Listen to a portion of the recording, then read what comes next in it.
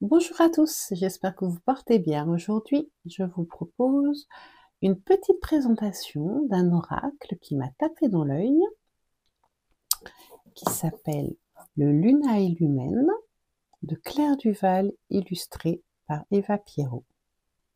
Mais avant ça, je ne peux pas m'empêcher de vous présenter mon nouveau compagnon, le colibri, qui a été réalisé par Yann Kern. Je vous invite à aller voir sa page Instagram. C'est un artiste qui crée des dessins pour les tatouages ou des dessins, voilà, sur commande ou en fonction de ses inspirations. Donc là, c'était une commande et je lui ai donné carte blanche et je suis absolument ravie du résultat. Je le trouve magnifique. Voilà, cet aparté fait. Nous allons revenir au Lunae Lumen qui se présente ainsi. Un petit oracle. Parfait pour les petites mains. Merci de penser aux petites mains, c'est gentil. Alors, on l'ouvre. On a dedans un petit pochon avec les cartes et le livret. Hop, le livret. Alors, nous avons donc le sommaire avec des propositions de tirage. On a 1, 2, 3, 4, 5, 6 quand même. La Lunae Lumen, qui est la carte talisman que je vais vous montrer après. Et puis les familles, parce qu'en fait, c'est un oracle qui se décline comme un triptyque. On a d'abord la famille des fantômes. Ensuite, on a la famille de l'apontomancie. Et enfin, la voix des contes, des mythes, la voix des mythes, contes et histoires. Voilà. Donc, on a un petit à propos de Claire Duval et de Eva Pierrot. Alors, Claire Duval, on la connaît, c'est une référence, elle est sur YouTube, Claire de la Lune. Elle est incroyablement calée sur les tarots, les oracles. Voilà, c'est vraiment une cartomancienne très talentueuse et on sent que c'est une belle personne. Et l'illustration par Eva Pierrot, on nous indique que c'est une artiste peintre qui laisse vagabonder sa créativité au rythme de sa sensibilité et de ses émotions. Et je pense que ça se sent vraiment. Hein. Lorsqu'elle crée, elle franchit la porte de l'obscurité pour plonger dans une douce mélancolie de laquelle elle retranscrit la beauté et la poésie. Et vous allez voir, c'est tout à fait ça.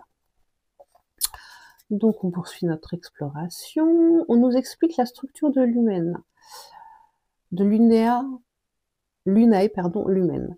Alors, donc,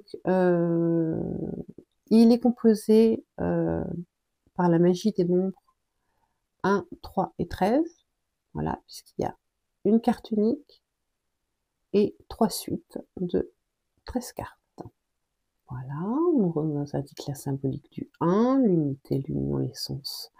La symbolique du 3, la créativité, la vérité, l'inspiration, et le 13, la magie, la mort et la renaissance. Et la carte unique est un talisman imprégné par de l'énergie puissante de l'astre lunaire.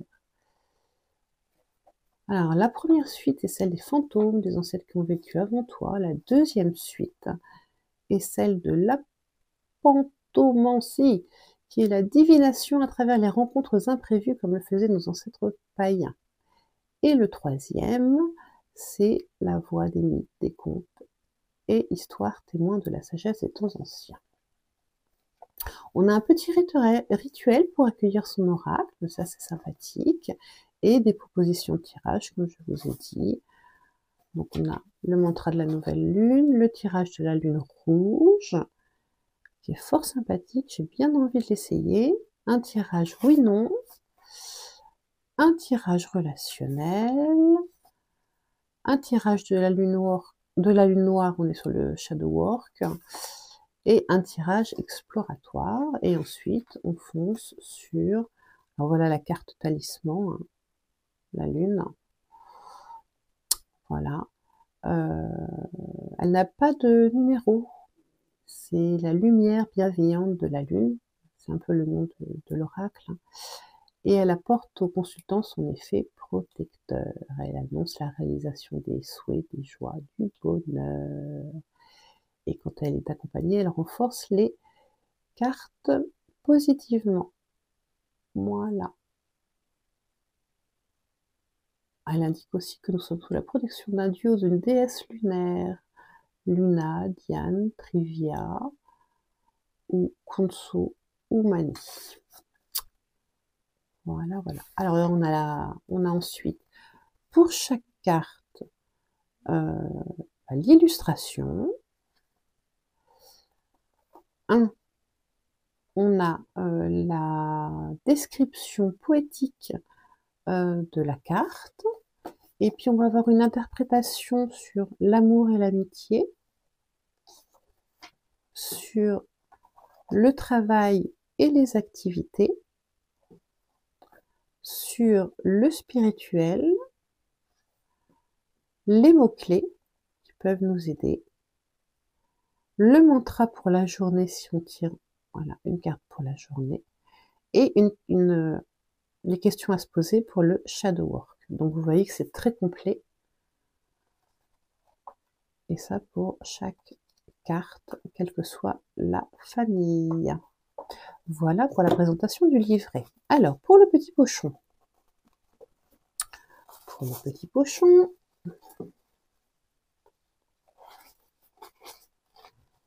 toc toc. Voilà, donc un petit pochon noir. Alors, voilà le dos des cartes. Je les mets à l'endroit. Petite lune montante. Ce sont des cartes qui ne sont pas aussi grandes que les cartes de tarot, mais c'est pas très embêtant. Je vous montre par rapport à une carte de tarot standard. On est comme ça. Alors moi j'aime bien parce que comme j'ai des petites mains, les grandes cartes, ça me pose parfois problème. Bon, celles de tarot comme ça va encore, mais il y en a des un peu plus grandes qui sont un petit peu embêtantes. Alors, on va faire comme ça. Donc ça commence par cette carte-là, la carte talisman. Voilà, qui apporte de la positivité. Ensuite, nous avons les sentiments. Deux petits fantômes avec un petit cœur. L'attente. Un petit fantôme sur un bon fer forgé à côté d'un lampadaire. Il est mignon, ce petit fantôme. Ensuite, nous avons le départ. Il a un petit côté E.T. ce fantôme. Allô, téléphone maison. Nous avons le guide avec la lanterne et le bateau au loin. Nous avons l'incertitude, comme les pâquerettes qu'on effeuille, un peu beaucoup passionnément. Nous avons ensuite l'absence, avec les feuilles qui tombent, le petit oiseau qui est resté là.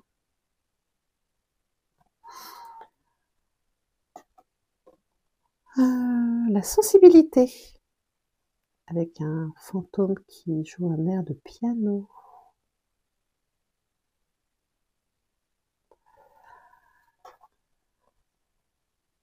Alors, la peur. Ah oui, il file à toute vitesse celui-là. La rencontre. Deux petits fantômes, une madame fantôme et un monsieur fantôme à côté d'une petite tasse de thé ou de café. De thé, on dirait. Sous une guirlande. La protection. Ah bah c'est mignon avec le parapluie, c'est très bien trouvé. La protection et la protection, pas seulement de soi. C'est très bien trouvé. Le pont. Alors, le pont, il nous parle de la connexion, ce qui nous relie. Le message avec le courrier scellé. Et on avait quelque chose d'un petit peu pesant. Bien un message qu'on attendait. Ah, j'aime bien celle-là. La famille. On a le tonton avec le monocle, la petite fille avec le petit nœud dans les cheveux, la grand-mère avec les lunettes. C'est très sympa.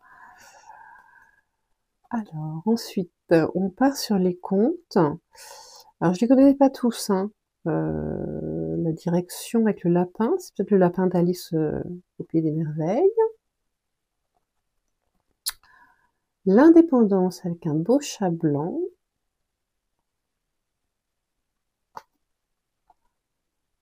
La réussite avec des coquillages et des perles. Et là, on a des pastels très jolis.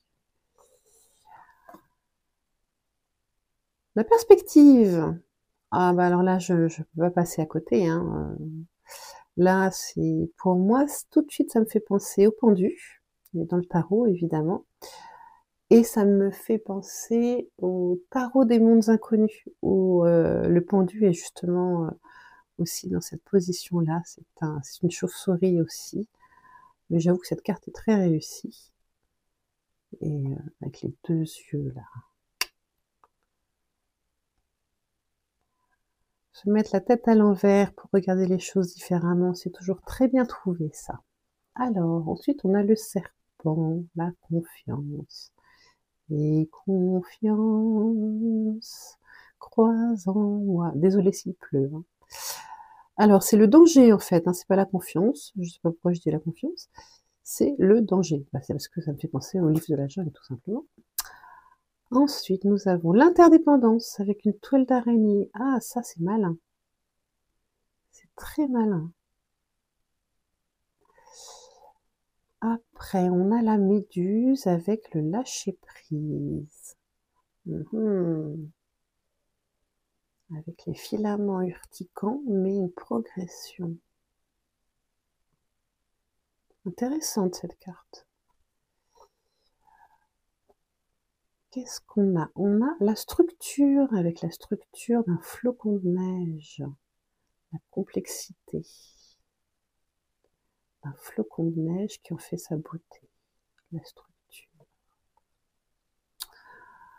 Ensuite, nous avons l'obsession. Il y a bien une petite mouche. C'est vrai que des fois, elles sont un peu têtues. Hein. On aimerait bien qu'elles s'en aillent, mais il y en a qui s'accrochent. Hein. Alors, on a ensuite la visite. Ouh, avec les éclairs et la foudre. C'est une visite importante. Oh, le bonheur. Avec deux oiseaux. Deux pies. On dirait des pies. Joli. Nous avons l'abondance avec 11 œufs. 11 œufs. Dans un nid. Belle idée aussi. Alors, le cadeau avec une belle fleur pailletée. Jaune, comme les désirs. On va maintenant aller sur les contes, toujours. Alors, donc, on a le fameux fuseau. La dame se pique.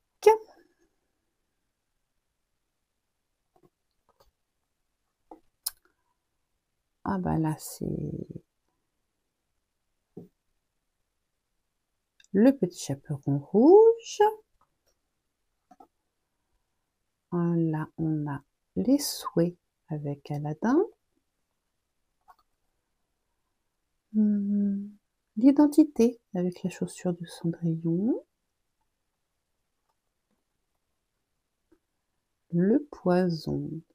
Alors, soit c'est quelqu'un qui a très bien réussi son déguisement de Halloween, soit c'est une référence à la pomme empoisonnée.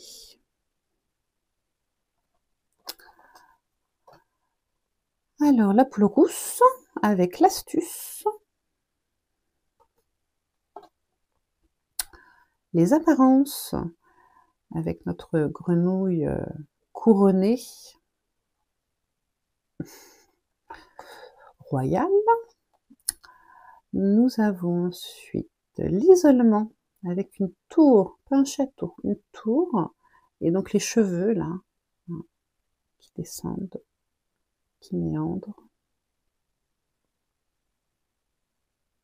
Intéressante aussi cette carte. Ensuite, nous avons la fragilité, avec la petite fille aux allumettes, j'imagine. L'espoir. Un espoir. Sous cloche. Nous avons ensuite le sacrifice, avec la queue d'une sirène, pour les écailles. Je pense que c'est une sirène. La joie. Qu'une bougie, alors là, je ne sais pas. Et enfin, c'est amusant, évidemment, The End, avec à la fin du livre, voilà, la fin. Voilà pour cette présentation. J'espère que ça vous a plu. Moi, je trouve que ces cartes sont très poétiques, très inspirantes. Vraiment, elles sont très intéressantes. Je les trouve pas tristes. Je les trouve vraiment d'une poésie incroyable. Et j'ai hâte de l'essayer, de le tester. Je suis contente de mon coup de cœur. Je remercie Claire Duval et Eva Pirot pour ce beau cadeau qu'elles nous ont fait. Et puis, je pense que je vous dis à bientôt pour un tirage d'essai. Voilà. Bonne journée, bonne soirée. Au revoir.